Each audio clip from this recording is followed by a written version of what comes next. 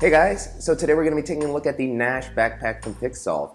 And I've had my eye on this bag for a while. Ever since I saw it featured on some of the blogs that I followed, it seemed to have a lot of great features and I really just liked the overall look. And so I reached out to the company to see if they had a review unit I'd be able to feature on the channel. And I've been testing it out for the past couple of weeks, and so far the bag has really been fantastic. It's very comfortable to wear, it's super solidly built, it has a lot of great organizational options, and I just really like the tactical and heritage style look that it has. It is quickly becoming one of my favorite all-around EDC bags, and I'm really excited to share it with you guys.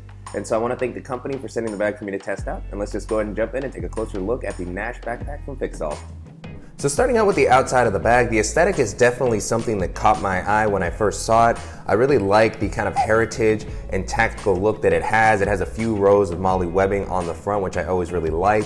On top of that, the black coloring definitely gives it a really slick look. And I was really surprised that the bag is actually pretty slim. It comes in at about a 20 liter to 25 liter capacity depending on how much you expand out this top compartment. So a nice amount of capacity for an EDC bag. It's a little bit bigger than some of the other more minimal bags that we've had on the channel, but to me this provides a nice balance of capacity but not getting too overwhelming to carry around with you on your day-to-day. And so as much as I love the overall aesthetic of the bag, one thing that I did want to call out is this logo placement here. I do think that it's a little bit too prominent and it kind of clashes with the rest of the exterior of the bag. So I do wish that this had been either a little bit smaller or just kind of placed somewhere else on the bag. And so continuing along the outside of the bag, I was very happy to see that it has two external water bottle pockets. So as you can see, I currently have the same water bottle that I've used in all my other daily bag videos, and that fits in there pretty comfortably. So nice amount of capacity in these pockets. One thing to note is that they don't have that much elasticity. So if you put something a little bit thicker in here, it's gonna be a pretty tight fit, and it'll also go inwards as far as the volume. So it might take up some space in the main compartment. But for the items that I typically carry in this pocket, this has been fine, and it's nice to see that they don't stick out too awkwardly. And then in addition to the external water bottle compartments, I was happy to see that there's compression straps on both sides that are very adjustable. I love having these to attach longer gear to the side of my bag. So if you have a tripod or you want to attach something like your jacket or even just give your bag a little bit of a slimmer look, it's always nice to have these extra attachment points. As far as the materials, the bag feels very solidly built. It has an eco-made Corridor polyester material for the exterior. It also comes with great YKK zippers that all have really good weather resistance. For the buckles, they've used a very durable Duraflex hardware, so just really well built all around. It feels like it's gonna hold up great over the longer term and like it's gonna be able to handle a variety of weather conditions. And then another nice little touch while we're on the buckles is they all have these little Velcro tabs on the straps. Because there's so many different adjustable points on the bag, it could get a little crazy with the strap. So it's nice that the company has included these little Velcro attachments to allow you to kind of adjust to the length that you need, but then also helps keeps the straps a little bit neater when you're not using them or when you have the bag a little bit more compressed down. At the top, the bag has a nice and comfortable top handle to make the bag easy to pick up. This handle has a nice kind of rubbery material that makes it really comfortable and tactile to hold. So really nice implementation here, and it matches the look of the bag nicely. Moving on to the straps and the back paneling, this has been one of my favorite parts about the bag. It's been super comfortable to wear. The straps are very well padded. They're nice and thick, but they're still soft. On the inside, they have a nice meshy material to help prevent moisture from building up. They also have a really great width for the size of bag that this is, so I haven't felt them digging into my shoulders or anything like that, no matter how much weight I've been wearing. On top of that, the bag has an adjustable sternum strap to help distribute some of the weight. Jumping into the back paneling, this was also very well done. The bag has been super comfortable. The padding is nice and soft. It has the same meshy materials that the straps do. It also has a nice amount of elevation to create this air channel to help prevent moisture from building up. Another nice touch here on the back paneling is this suitcase pass-through here. It comes up a nice amount, making it very easy to place this over the handle on your suitcase. I also really like how the strap has a nice amount of padding to help add some extra comfort as opposed to just being a strap. Jumping into some of the organizational options the bag has to offer, the first thing I want to talk about is these rows of MOLLE webbing on the front. I'm always a big fan of daily bags that include this. I feel like it adds a lot of versatility into the items that you can carry. And currently what I have here is my hero clip, which I love carrying with me to be able to hang the bags up so that they don't have to rest on the ground.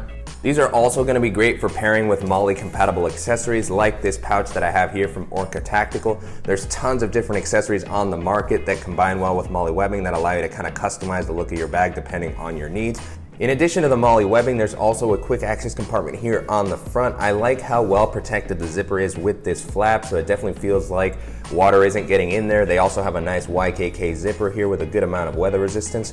And so opening this up, it's just a pretty simple compartment, no sort of internal organization or felt lining, but I love how easy it is to just toss in a few bulkier accessories into here. So currently what I have is just a lightning cable to charge my phone, and then I also have my BluePop portable Bluetooth speaker and power bank. So a nice amount of space here. As you can see, I can easily fit my hand, and with the items that I had in there, there was plenty of leftover space. So really nice to just have a quick access area that I'm gonna be able to get some items out of without having to detach these buckles.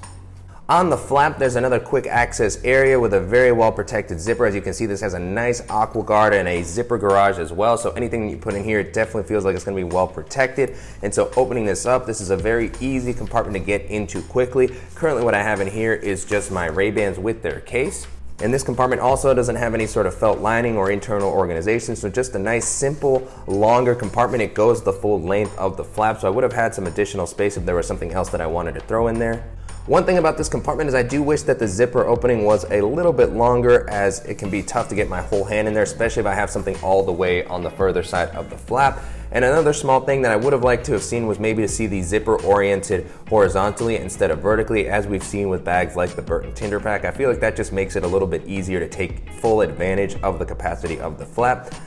But I still think that the vertical zipper works pretty well. It's nicely protected, and it's still nice to just have this additional compartment here on the flap to get to stuff quickly. The next thing I want to talk about is the laptop compartment, and I really love that the company chose to go with a side access area for the laptop, making it very easy to get in and out without having to open the main compartment. And so this also has a very well protected YKK zipper, a really thick aqua guard here and another zipper garage, so it really feels like your device is going to be very well protected. And I also like how big the opening is, which makes it very easy to see everything in this compartment. So a nice amount of space in the laptop area. I haven't put anything but my tablet and laptop, but if you wanted to put something flatter like a folder, you would definitely have plenty of space to do so. And so one thing that I was very happy to see with this area is that it has a separate tablet sleeve.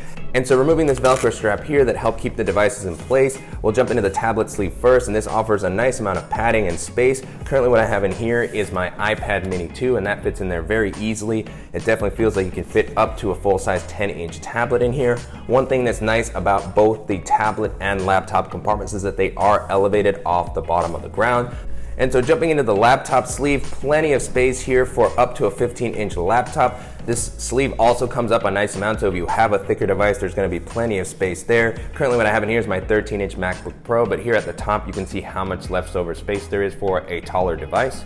And then as I was mentioning earlier, the laptop sleeve is suspended off the bottom of the ground. There's about a half an inch of separation there, so it's nice to see that if you place your bag down on the ground, the laptop won't be making contact, so that's always nice to have that extra bit of protection. And so pulling the device out, no sort of felt lining or anything like that on the inside, but the sleeve does offer a nice amount of padding, and it feels like it's going to keep your laptop very well protected as you're walking around throughout your day. And so jumping into the main compartment, in order to get inside, you have to release these two buckles on the front. So it's not super quick to get into the main area, but I do feel like this offers a nice amount of protection against both pickpockets and also against the weather. And so it's also nice that when you have these type of straps, you have a little bit more flexibility and the capacity for the bag. So if you don't have as much stuff with you, you can make it a little bit smaller. But if you have to take some extra stuff, or you want to rest something like a yoga mat underneath the flat, these straps give you a little bit more flexibility in how you can use the bag. And so opening the clips up, they feel very durable.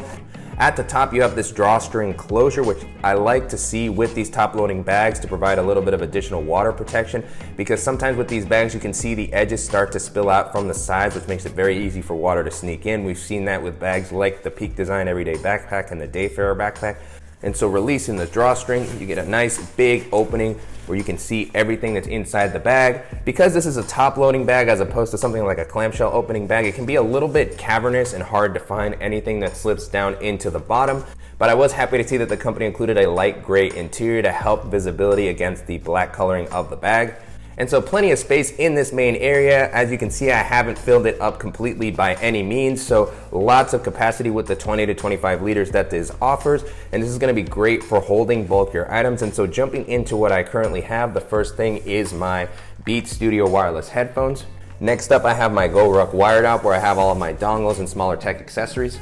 After that, I just have my Kindle e-reader and then a full-size Moleskine notebook. Then I also have a simple folder for my documents and receipts. And then I also have my Levitate portable sanding desk. And then because this is such a large, deep compartment, I was very happy to see that at the top there's an organizational area for smaller things that you want to be able to reach quickly so that they don't get lost in the bottom of the bag. And so this organizational area here, which may be a little bit hard to see right now, I'll do my best to kind of showcase all the pockets, has a variety of smaller slip pockets. Here all the way on the left we have a mesh compartment that has a nice amount of space that you can use to hold something like a portable hard drive, or in this case I have my Apple Magic Mouse. Next to that you have another simple slip pocket that goes down pretty deep. It's a little bit longer than my fingers. Currently what I have in here is just a simple USB-C dongle for my Touch Bar MacBook. On the front of this slip pocket here, there's this little Velcro loop that you can open up to hold something maybe like your keys. Next to that, you have a few small slots to hold something like a pen or a stylus, which is what I currently have here. And then all the way at the edge of the organizational area, you have some additional smaller slip pockets. These aren't quite as deep or large. Currently what I have in here is just my Swiss Army pocket knife. This will be a good area to put something like business cards or a smaller portable battery. I typically don't use these slip pockets that lay on top of each other all that much because I feel like they don't offer that much volume and it's kind of hard to keep everything organized. So I throw items that I would typically put here into my GoRuck wired up, but if you don't have a pouch or you just like to have little compartments to kind of separate everything out, still nice that these were included. At the top, you also have this little lanyard here with a plastic clip where you can attach something like your keys or a multi-tool. Currently what I have here is just my Gerber shard, and I like how this clip was implemented here. It feels durable and it's very easy to get your keys in and out. And then the last pocket at the top is just a larger zippered area where you can toss in some larger accessories. Plenty of space in this one. This is probably my favorite of these organizational areas. So currently what I have in here is just my GoPro Hero 3 Plus. So you can see there's plenty of volume offered in here. I probably could have fit my Kindle in here or maybe my notebook. So if those types of items that I don't want slipping all the way to the bottom of the bag, this is definitely going to be a good spot to put them. So really great job of balancing out the capacity and organizational options in this larger main compartment. I still slightly prefer having the ability to open a compartment flat to kind of see everything at once and for easier packing. But this top loading area has been very easy to use and it provides a ton of space. And with bags such as this, I'm always a little bit curious if I can use them for travel, even though this is meant to be more of a daily bag because it has this adjustability. I always want to showcase what it would be like to fill this up with a packing cube and a few other travel accessories. And so to test this out, I'll go ahead and toss in my double-sided packing cube that you've seen in all my other travel bag videos. And that fits in there pretty easily, still a good amount of space left over. And then I also have my nomadic toiletry bag, which I've been testing out, and it fits in there pretty comfortably as well. And so even with the packing cube and dop kit in there, I still have enough room to toss in an additional packing cube if I wanted to, or I could toss in an extra pair of shoes instead, and then I can close this up. And then with the items that I have in there, I should be good to go for at least a weekend, maybe even a week if I'm packing really minimally. So just a really great job overall. I've really enjoyed using this bag. And if you're looking for something durable and versatile that's gonna work for EDC or light travel, this is gonna be a great option to check out. And so to wrap up, I've been super impressed with the Nash Backpack as I've been testing it out over the past couple of weeks. The bag is extremely well built, it has tons of great organizational options, a nice style, it's very comfortable to wear, and it's just a fantastic all-around daily bag. And so you can purchase the Nash Backpack on the company site or on Amazon for about $170. At the moment, they have a promotion for Father's Day running that's going to give you about 15% off, so the bag will come in closer to $145. If you aren't able to purchase the bag during the Father's Day sale, you can still get the 15% off by using the coupon code that I've included in the description below. And so at $145 or even at the $170 price point, I think the bag offers a lot of value. It's a little bit of an investment, but you are going to get a bag that's going to hold up very well over the longer term and has tons of great features, and it also compares well to other great daily bags in this price range. And so as I was testing this out, the first bag that came to mind was the Boundary Supply Prima system, as I feel like both of them have kind of a similar aesthetic, especially as they're top loaders. They have the adjustable buckles on the front, and they're just really well made all-around EDC bags. And so the Boundary Supply Prima system is going to be a little bit more expensive than this, coming in at around $200. It does have a nice kind of ecosystem of modular accessories that are going to make it a little bit more versatile if you have to carry things like camera gear. So definitely a great option to check out if you're looking for something durable and you have a little bit of a higher budget and you need a little bit more flexibility with the accessories that you can pair with the bag. Another option this reminded me of was the Able Carry Daily Active, which we looked at a little while back, and that was just a really solid all-around EDC bag, a lot more minimal and smaller than this, but it also comes in at around that $140 price point, so If you're looking for something a little bit smaller that's still going to hold up well and be very comfortable to wear, that'll definitely be a good option to check out. The next bag this reminded me of was the Wandered Provoke 21 liter, which doesn't necessarily have a similar aesthetic. That one actually has a roll top, but it has a similar amount of adjustability. It works very well as a daily bag. It's super comfortable and durable. And much like the Boundary Supply Premium System, it's going to be a little bit more expensive than this, especially if you add on a lot of different accessories. But if you have a little bit of a tighter budget and you really want to make sure to protect any camera gear that you need to be taking, the Wandered Provoke is going to be a great option to keep in mind. Another good option to check out would be the OGO Alpha Convoy 320, which we featured pretty recently on the channel. That was another very well-built all-around EDC bag. It had also a little bit of a tactical feel with some rows of multi-webbing. It was a little bit smaller and slimmer than this bag, so it wouldn't be able to hold quite as much, and I didn't find it as comfortable to wear, but it is a little bit lower in price, so if you have a tighter budget and you're just looking for a very simple daily bag with a similar aesthetic, that might be a good option to check out. And so the last bag I would recommend taking a look at if you like this style of bag and you have a little bit of a tighter budget would be something like the Burton Tinder Pack, which has been one of my favorite daily bags that I've had for the longest time. The bag has held up super well. It's very lightweight, it has a very minimal organization, but a nice amount of capacity. I've been able to take it on tons of trips and it's always held up very well, and on top of that it comes in at under $100, so if you have a little bit of a tighter budget and you just need a very reliable all-around daily bag, the Burton Tinder Pack is also going to be a great option to check out. But with all that being said, the Nash Backpack holds up really well against all those bags. It's quickly become one of my favorite EDC bags to use. I absolutely love the look, the capacity, it's very comfortable to wear. I love the different features that it has to offer, and if you need a really solid, just all-around daily bag, I definitely recommend you check this one out. And so I'm definitely excited to hear what you guys think about this one. It's been fantastic to use. And I want to go ahead and thank the company again for sending the bag for me to test out. And if you guys found this video useful, please go ahead and give us a like. And if you haven't already, please go ahead and subscribe so you don't miss any upcoming videos. And thank you guys so much.